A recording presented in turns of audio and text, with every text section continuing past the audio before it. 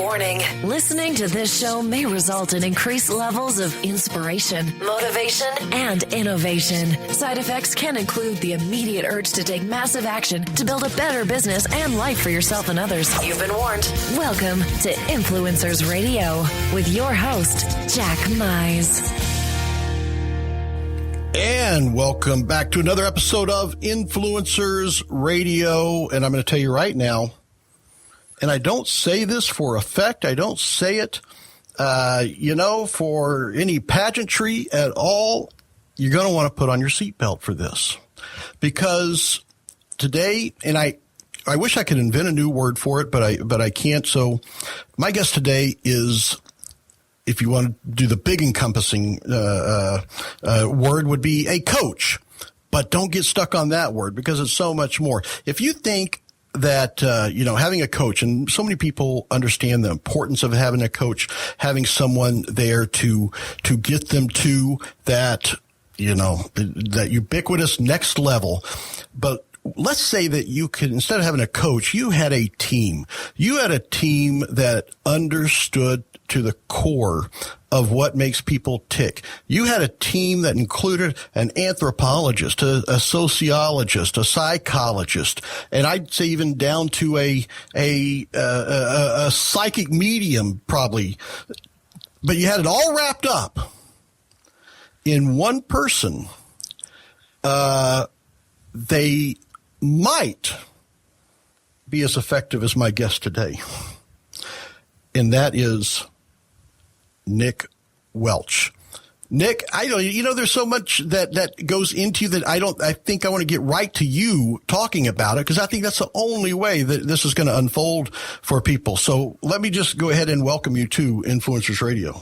Thank you so much, Jack. I always love rapping with you. Well, and that's it. You're so incredibly, I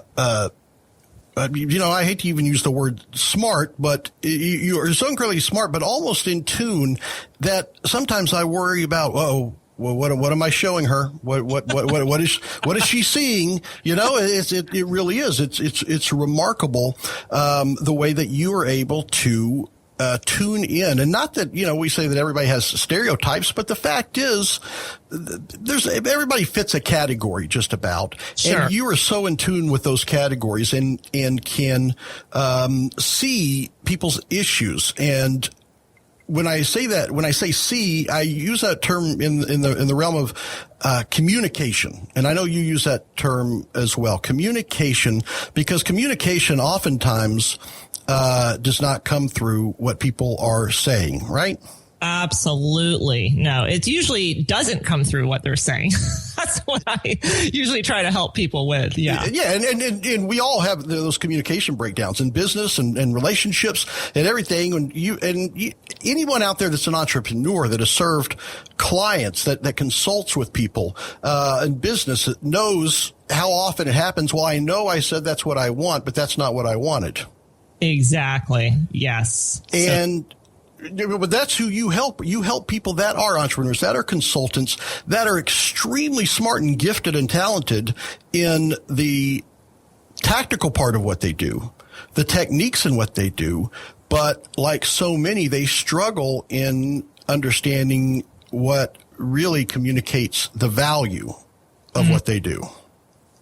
Yeah, it's definitely true. I mean, I deal with a lot of analytical, very, me and you have talked before about left brain, and very techie and tactical, like you said. And so they're all up in their head is what I usually, and I'll even tell them that. I'll say, okay, well that's all up in your head here. Let's get down to some more deep guttural like root issues here. And I definitely try to bring out the main things I do with my client, who, is like the corporate guy or woman who has been in corporate, very successful, maybe lost some millions, got them back. Money is really just the commodity and the byproduct here. And so what I'm going after is really just deeper issues, deeper problem solving, unpacking things for them so that they can see, like you used that word earlier, see very clearly and take decisive steps and directions of where they're going. Yeah. And I can tell you that there's someone listening to this right now that says, I know that is me. That is exactly me. And there's others that are listening to this thinking, well, that sounds like a pretty good problem to have, made millions, lost millions, being able to get it back. And, there's I think there's an old song called Success Has Made a Failure Out of Me. Yes. Right. And that seems to be the type of person that you work with. When I say that they're good and they're talented at what they do, fulfilling is not their issue, right? For their clients, it's not the issue. But in the communication part is one of their big problems. And it seems to me, from what you've described and what we've talked about, is that they finally come to a place where they recognize something ain't working in my business. And chances are, even though they may not recognize it, it's probably not working in their personal life as well with these same issues, right? It carries over, wouldn't it be?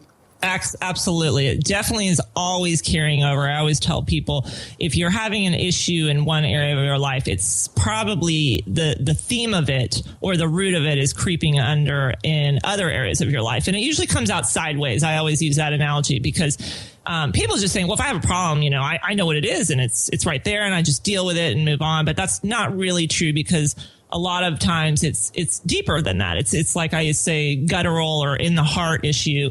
And so I try to get these really techie, analytical, they're perfectionists, they're control freaks, then very, they've had successes and maybe even mastering at what they do. But there's some part in them that just cannot communicate. They talk too much. There's too much facts and figures and too many things going on. And so when they're trying to relate, especially in this day and age, it's changing constantly. We are constantly evolving, and it's almost, I always joke around. I'm like, it's a hip hop world, man. You better keep up or get out. It's like you got to stay in the game here. And so they're finding areas, and I think too, just in the length of their successes and failures, they're finding that this isn't working. And they get to a point where it's very, very urgent. There's a desperate, I know I need to change, and they're ready to change. They're ready to listen and be able to shift, if you would, their paradigm to something that's a tiny more bit different and a little bit more out of the box for them to think and speak and understand people more clearly. And really, it does carry over into their relationships.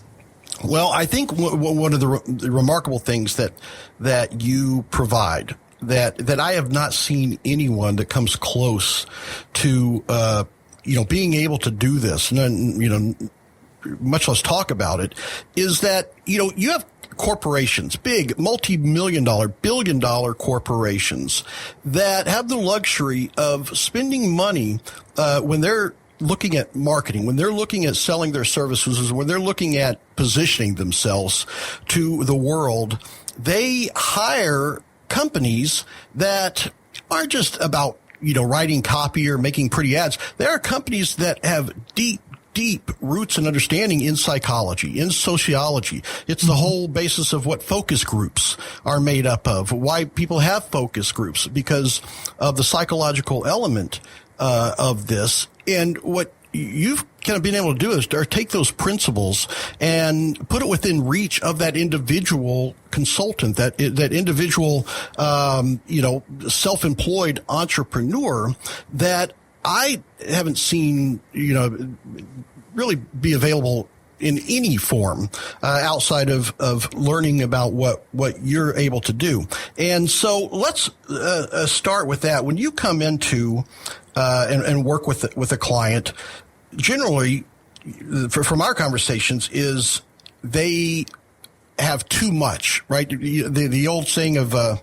perfection is not when there's nothing more to add, it's when there's nothing more to take away. And it sounds like they're in that realm of more. I have to tell people more about what it is I do, where they have to complicate it and add more facts and details and data. Yeah. And they're not marketers in a way. And really what you do is you simplify the very complicated world of the psychology of marketing by, I guess it distills down to letting them know that their clients or their prospects don't want them to explain what they do. They just want them to do what they do. Exactly. They want to know, what is the offer? What's the hook? And I use words like arousal and then bringing tension into it, bringing some sort of, just like you would a story or your favorite movie, there's that hook, you're getting hooked in and there's an arousal happening. And so, I basically cut out, everything that they put in their marketing stuff or, even their 30-second elevator pitch. I make them do it down to like 90 words. And that's like killing them, because they're dying. They're like, oh my God, I've got to add more. I have to tell them about, it goes back to the old features and benefits. They're always kind of just rattling off what it is, and they lead with their product and they think that that's valuable. And really, I just reframe it to, no, let's look at you for a minute.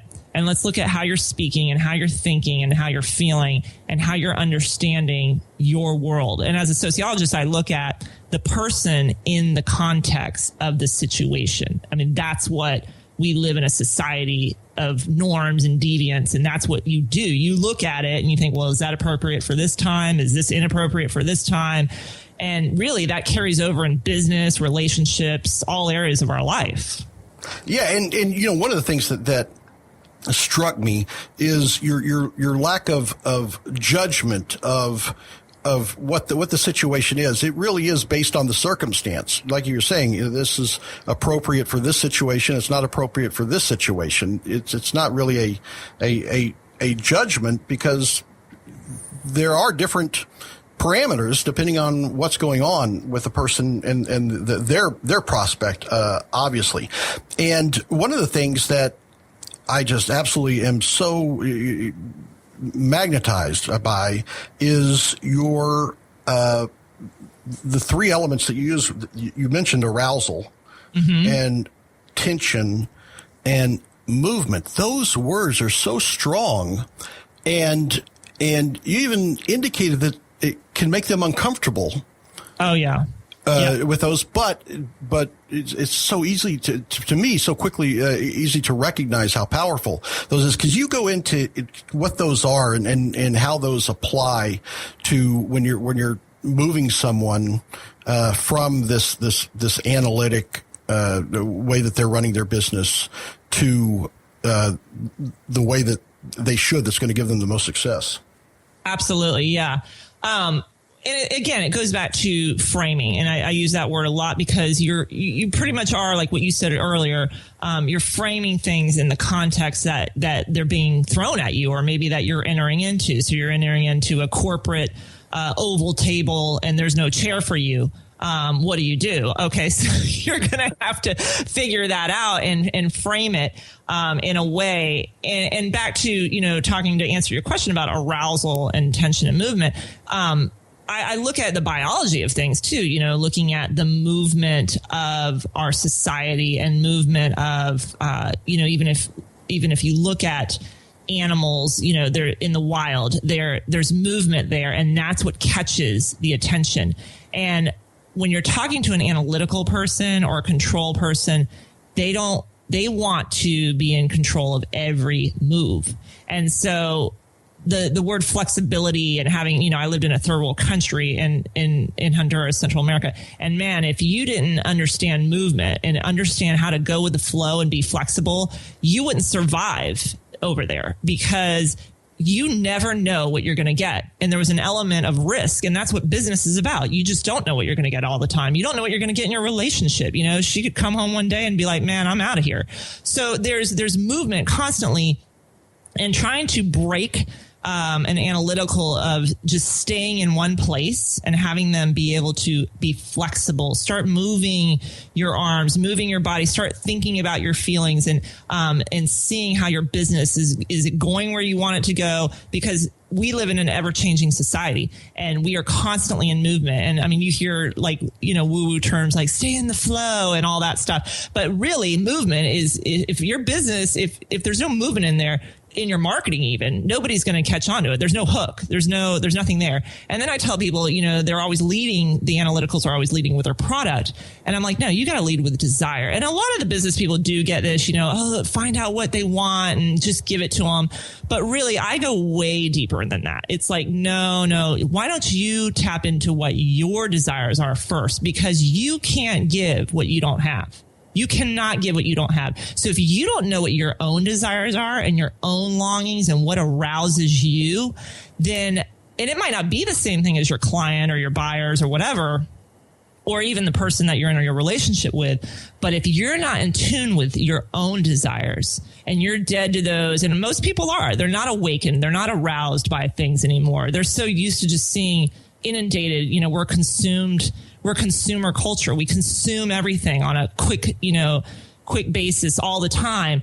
But when you can't get in tune with your own desire, your own arousals, and you won't be able to lead with that, and you'll be a terrible business person, a terrible lover, a terrible marketer. I mean, you just will.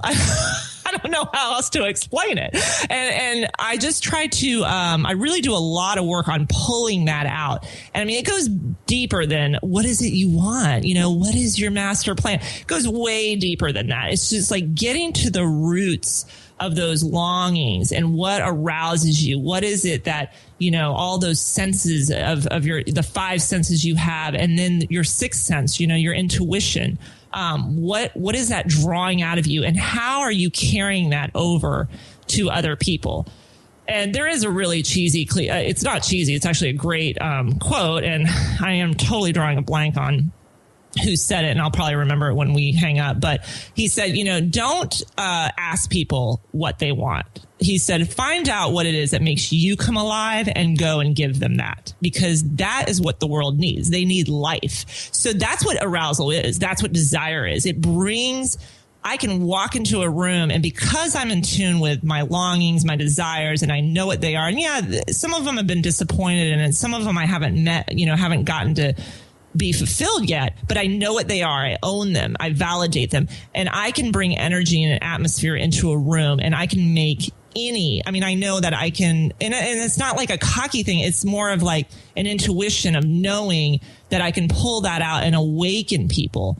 When you can get your clients, and this is what I help my clients do, when you can get to make something click, that's when you're digging into that arousal. And I've had people actually come, and I've had them tell me that their clients come to them and say, man, what you just said, now that you communicated it this way, it clicked. I get it. Like, I always use that term, like, do you get it? Does it make sense? And that's what arousal does. It's awakening that again. So people do hear what's not being said, and they do see the context of what's really going on.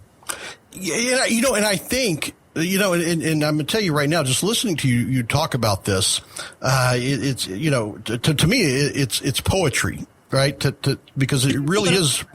Well, because what happens is most people understand that what kind of goes on a little bit behind the curtain of big marketing companies. They understand that they are reaching into the psychology of the consumer, that they are actually creating appetites where there may not have been an appetite before, the way they do this. And what you do is you bring that down to a level on an individual basis, and you're not changing what they do. No, they're not necessarily changing the way they do it. You're changing the way that it's perceived and the value. And I think of, when you talk about, it sounds like rigid. They're just extremely rigid Very rigid, yes. When they come to you and you kind of help them break that. And it sounds like once they start experiencing and digging deep, sometimes they like what they see. Sometimes they may be uncomfortable with what they see.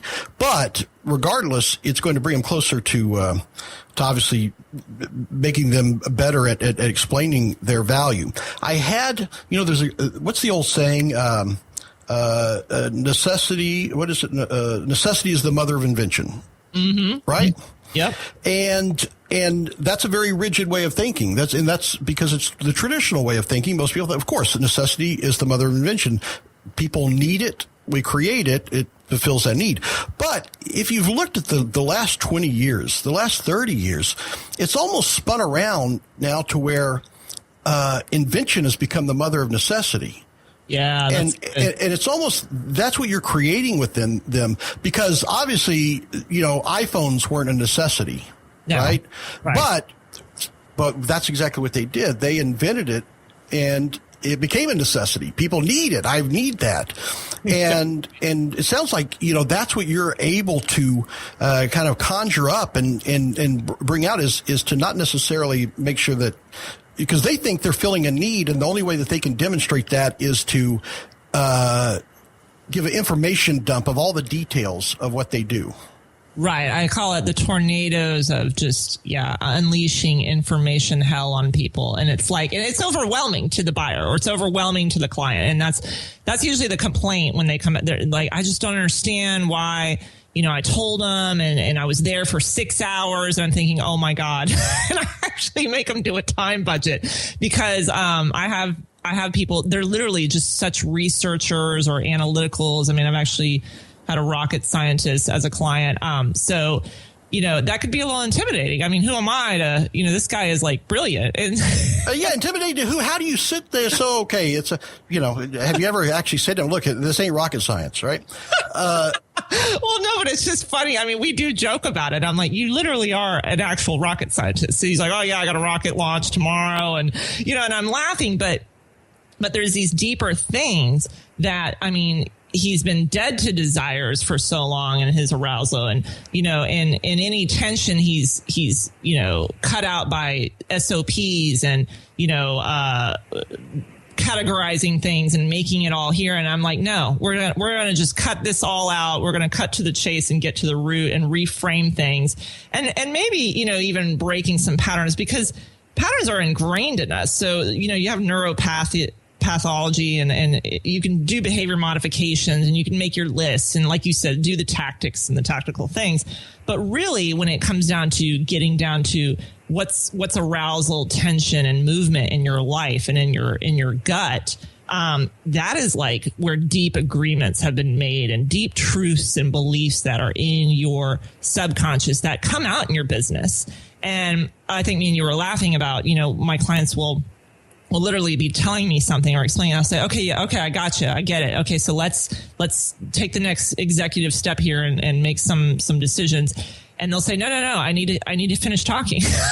And so I'm not changing their personality, but I am disrupting things, and I'm making them look at, that paradigm shift, making them look at things through different lenses, and having them come up with their own conclusions on reframing how they should speak and how they should think about their clients or feel about them, and how they understand. Really, it comes down to understanding.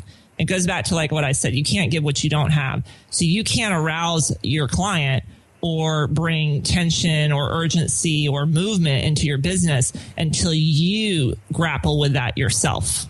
Yeah, well, I think, you painted a really powerful picture when you were explaining to me earlier about that, how you're interrupting that pattern interrupt that you're doing, that the fact that they feel that they need to continue even once something is sold. They say, okay, well, that's great that you want it, but let me finish telling you, about what this is. And for you to disrupt that, it's got to be kind of uncomfortable, but, you said something, to me once that just really, stuck. And I think if you had to just distill down what you do in a couple of words, is you connect the brain to the gut.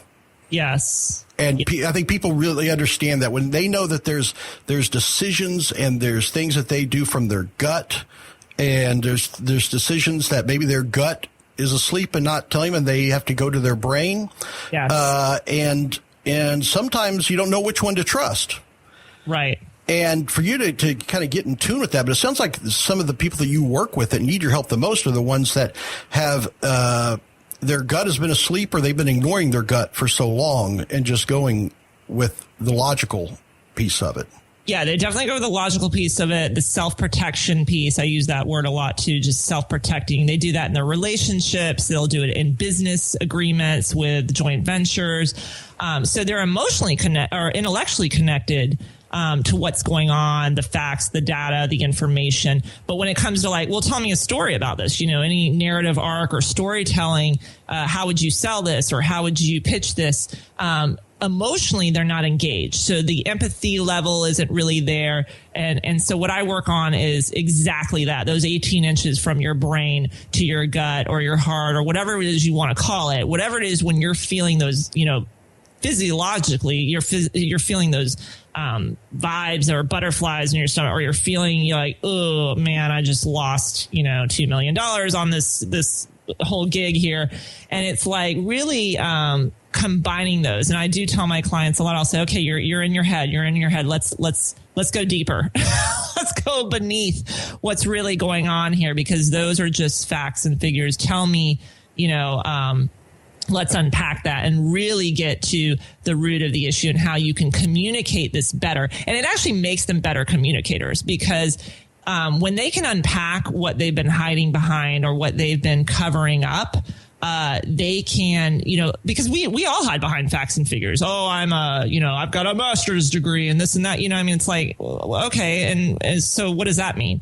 And my tagline is, what you do comes out of who you really are. So again, I always go back to who are you, and who are you to what are you bringing? Because out of that, when you can get the who down, then your what, man, just flows out and it's fine. It's not information overload. It's not you overwhelming your clients. It's natural. People are drawn to it. You're aroused. You're leading with desire and arousal, and you're bringing in those movements and maybe some tension. Like, ooh, how do I get that? I want a second coffee date. I want to hear more. So really getting that hook in the other people, and when I work with my clients, just trying to connect those with them. Connecting that emotional engagement with the intellectual connections, because the connections are there. They know how to, innovate things and build things and create things, but really communicating it is a whole different ballgame. Yeah, and it seems like that flexibility is probably one of the cornerstones of this, because it sounds like once they get that, then some of this other stuff falls into place. So let's take a look at a couple of scenarios. All right, can we play a little situational game here, so we can kind of get a concrete idea of this. So if I'm a rigid person and you're telling, saying that the flexibility is the key, and we'll talk a little bit here in a bit about what's afforded you the opportunity to see the necessity for flexibility, but so flexibility, the way that you frame it and the way you position it, is an asset, right? It's a virtue. It's absolutely right. Oh, yeah. But if I'm thinking the way that a lot of folks think is flexibility, that means I have to be a pushover, right? That means I have to, bend to other people's, thoughts or ideas when I know that I'm right or my way is the right. So how do you reconcile the virtues and the benefits of flexibility with, I really don't want to be a pushover? Good question. So what you do is, when I'm talking to them about that, they will bring me the objections. Well, no, I can't do that because blah, blah, blah, blah. And so these are the lines that I use. They're pretty powerful, because really what flexibility is, and I can, again, correlate it to when I lived in Central America and worked with gang members, 18 and Mara Salvatrucha are like the biggest gang members in America and in Central America. They are lethal. They are deadly. And I remember knowing I had to be flexible. We were literally living with these people. We were rescuing them out of the gangs at night in vans, taking them out into some farm, hours out of the city in Honduras. And I remember thinking, okay, I got to be flexible. I need to be thinking on my feet. I need to be a risk taker. And I need to know that there are no guarantees in life. And you know what the coolest thing was is that when I was working with those people, and I've worked with mentally ill too, I did that for 6 or 7 years, and just dealing with delusional, psychotic, it's like, you got to be flexible because you don't know, their intellectual connections aren't there. I mean, they're delusional, they're psychotic, they think you're the FBI and that there's cameras in the ceiling and, and sometimes even the words you're using, they're not even understanding it. So I would have to reframe the context of the situation and disarm them, just disarm them with emotional engagement, whether it just be not making eye contact or maybe it was making eye contact. I really had to get in with my gut level and say, okay, how do I thrive in this situation? And that's what flexibility is for any business person, for anyone, whether they're analytical or not. You got to be able to know, is this true about the situation? What will I die if I don't make the merger, or if I don't give this guy the money, or if I don't decide to do business with this person?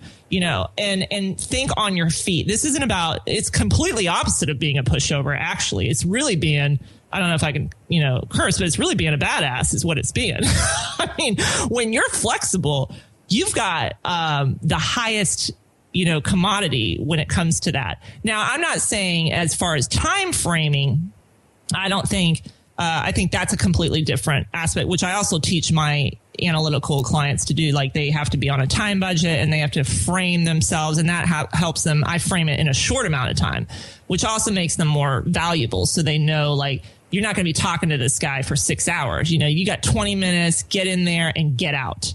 And that's kind of what flexibility, so talking about flexibility in that terms is a little bit different, but I'm talking about just getting away from your rigid, self-protecting, agenda, and knowing that, okay, are you a risk taker? Are you going to die if you make this decision or not? Is this a bridge you're willing to die on? If it is, okay, we'll talk about that. Or are you willing to calculate the risk and take it?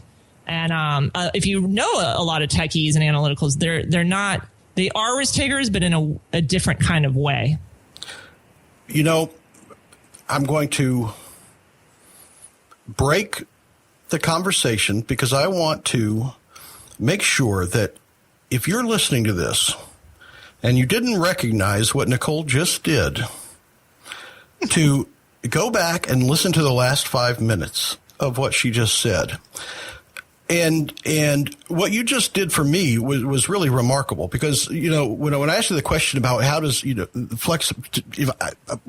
pushover, how am I avoiding being a pushover if I'm flexible? And you just completely rewired that idea of flexibility in my head by framing it as being flexible is not being a pushover. Being flexible means you are in control. Yeah, you are. So, and you've also made it crystal clear of why this bridges from business into personal relationships, because so many people, get into relationships thinking, well, it's not perfect now, but I think I can change them. Right. I'm going to be rigid. I'm not changing, but I can change them. And you feel that you a pushover if you let them change. But by being flexible, you can say, you can accept the fact I'm not going to change them, but let me do what I do within the parameters that they live in. Right. And it goes back to what me and you had talked about before, is breaking those codependencies, which a lot of analyticals have on their own SOPs and their own lists and tactical ways. That's their codependent. They're codependent on that. I'm not okay unless I have my list or unless I have this. But really, in relationships, the flexibility is the one who has the freedom. And I remember feeling so free in Honduras because I knew I could go with the flow. I could handle any situation that came to me. I could think on my feet. And if I didn't, because it was such a relational community there, I mean, those gang members would have taken a bullet for me. I felt safer with them out in the streets than I did with, let's say the other workers that we were with or the other humanitarian groups. And so back to the relationship. So people get in relationships who are not flexible, and they look at it like what you said earlier. Is it right or wrong? So in relationships, I will tell you this. If somebody goes into a relationship very rigid and not flexible and very in the mindset of or the frame of this is right or wrong, and that's where the non-judgmental stuff comes in, because I've been a therapist for years, and you just stop. You don't judge, because it's like you hear the craziest stuff. And so, a good therapist doesn't label anything right or wrong. And I love those things in the mall when you go in, you're looking for a store and it says, "You are here." And it has that big star, so you know where you're at. That always frightened me. I thought, how do they know that? I thought, as far as the technology is gone, how does that map always know where I am? They know it's a map. And that's what I tell clients. I say, you are here. Now, whatever the other person is doing, or the business or the client or the relationship, if what they're doing is scary and it looks like you got to lay the hammer down and be real rigid, like a lot of parents do that. They'll see their kid acting out and they freak out and they scream and beat them or do whatever they do. And because they don't know where they're at in the context of the 2-year-old throwing a tantrum in the middle of the grocery store. And so I always tell people, no, you are here. You have freedom. You have choices. You have flexibility, and you can choose. And it's not right or wrong. It's just choosing what validates where you're at. So if people could get that, if they could really get that framework, and it's not about the right or wrong, it's about you have choices, you got freedom, you got flexibility in the context of where you're at. That's sociology 101. And whatever you're doing, Jack, that's okay. I may have to put up some boundaries. If it's disrespectful, I may have to say, hey, when you're calm, we can talk later. Or to the 2-year-old, I might have to say, hey, do you want to walk or be carried to your room? I mean, which one do you want? I give them choices as a parent. I am a parent of a 2-year-old. So I am speaking from experience, but I always use that example of the mall thing, because you are here. Show up for life. What are you going to do? What are your choices? You got freedom. You got flexibility. You are not caged into a corner. And that's what rigid people think. Well, no, I've got to control. I've got to self-protect. I got to do, and they do it in their relationships. They do it in their business. You know what? People that don't label themselves as left brain techies do it too. I mean, we all actually do it. And when you can get the concept of, how am I going to respond, not react, because the mom who freaks out and unloads on the kid is reacting, but how you're responding to the frame that you're entering into, the context of the situation. And, one thing that I want to dig into before we have to go is really what's behind, and you've kind of landed on it a few times, but what afforded you the opportunity to gain this insight is experiences that most people would never want to, and may never be in a position to experience. So talk a little bit about what led you into this business, the coaching that you do, the consulting that you do, because of the background and they gave you this insight. Yeah, I will say this, and I do reference Honduras a lot, and it was one of those things where we got involved in some medical missions, which I have no medical background at all, but you fall in love with some hearts down there in Honduras, and we went back for a week.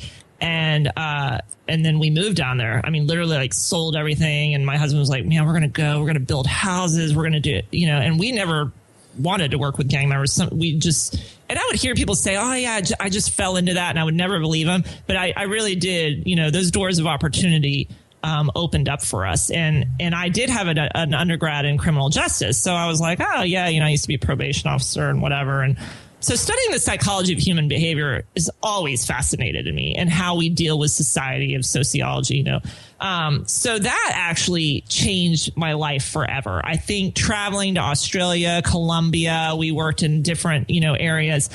I think really doing that, and then living in Central America for years, completely, I can say with 110% conviction, I will never be the same again, because I did learn about risks, and I did learn about thinking outside the box, and I learned about money and relationships and flexibility and arousal and tension and conflict and wondering if you were going to get, macheted or, shot. I mean, there were times where, but see, I kind of thrived off that. I loved that adventure, and I loved the fact that you cannot be attached to the outcome in your life. And that's probably the one thing that I would tell anyone listening who is that analytical, who wants to be attached to the outcome. You can have goals, and you can have, things that you want to get to in your business or in your relationships, but there are no guarantees. There just aren't. I mean, you can do the money back guarantee all you want,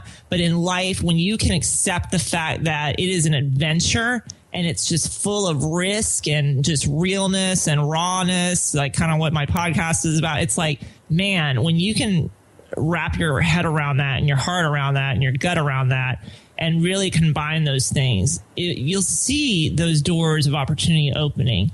And it's a freedom. It really is a freedom to people. But I did that. And then I worked in psychiatric, doing social work and therapy for years as well, which totally was a whole different ballgame too, because, working with people that are not intellectually connected, because they're sick and they have some chemical imbalances, or, they're completely psychotic. I had to learn social dynamics real fast. I had to learn how to communicate with these people and disarm them and make them feel comfortable, make them feel not judged, make them feel safe, let them know that there was flexibility, let them know that, there was some arousal to getting better and taking their medicine. So I don't know. It was kind of like, you're right. It was ingrained in me. The experience, the encounters I had were on a very deep level, probably almost so deep that I probably to this day can't really put into words, how the experiences that I had in my life have changed me. But they really, again, it goes back to who you are. What you do comes out of who you are. It's made me who I am. And I'm very aware of it. And so I'm aware of bringing that gift to my clients and pulling that out of them and awakening those things in them that they've been through, their experiences and their encounters, so that they can benefit their clients. And I've seen it. I've seen it happen. I've seen them, their lives change. Change drastically, actually. I'm kind of a drastic person. So... Really? I couldn't tell. I'm a little intense. I have been accused of being a little too much for people, but whatever. Here's where I think, where I really see the magic of what you do is, one, because of these experiences, you weren't put into situations where flexibility determined whether you were right or not. Did the flexibility determine whether you lived or not? Yeah. Right. And so that would probably tend to create a little more flexibility, if you got, gang members and people that want to, could kill you and not think twice about it, then you might open yourself up to see things their way every now and then, right? Yes. You definitely need to know the art of negotiation.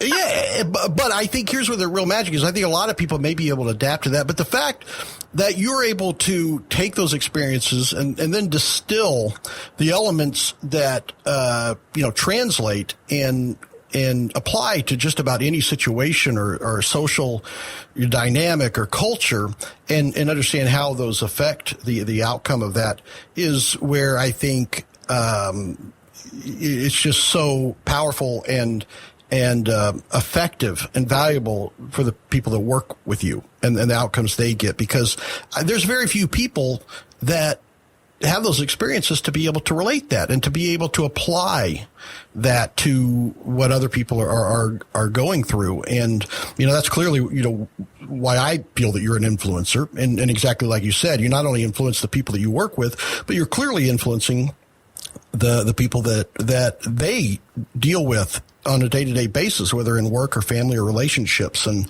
that really is a powerful thing. So, I want to thank you for coming on and sharing this. And, I could go on for another 5 hours with you on this because it really is remarkable. Talking to you. I know. It's so much fun. It doesn't even feel like work. Yeah, well, it is. So how can folks find out more about you and more importantly, get more? Because I can tell you right now, without a doubt, you've created that arousal, you've created that tension, and you've created an appetite. Right. I'm certain. If I'm not too intense for people, like me and you were laughing and talking earlier, most of my clients are ready to do the work and to make certain changes. But, Rap with Nic, I'm definitely there, RAP with NIC.com, and it's getting revamped right now, the website. So it might look a little different here in the next day or two, but there. And then I'm doing the podcast, Real Time, Real Men Only, which I've had yours truly, Jack Mize on, and Brian Horn, and it was awesome. So I'm doing that, and you can find that at realtime-realmen.com. Well, there you have it, folks. Realtimewithrealmen.com, realtime-realmen.com, and rapwithnick.com. Nic Welch, thank you so much for coming on to Influencers Radio today. This is definitely going down as one of my favorite episodes for sure. Thank you so much, Jack. It's been an honor. All right, fantastic. There you have it, folks. Check it out.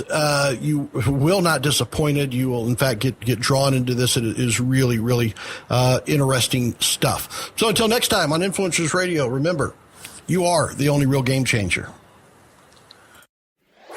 You've been listening to Influencers Radio. To get all past shows and updates on future shows, visit influencersradio.com today or follow us on Facebook at facebook.com/influencersradio.